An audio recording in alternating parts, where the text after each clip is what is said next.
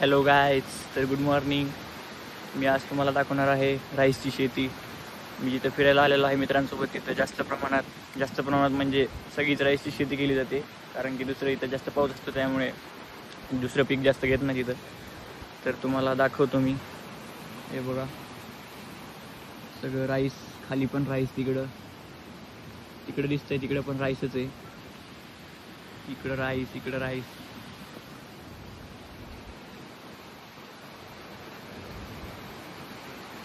इथं राईस लावायचं चाललेलं आहे.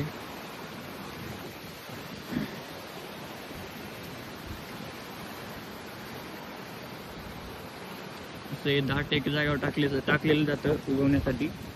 ते उगवून आल्याच्या नंतर असं फिटिंग करून असं लावलं जातं.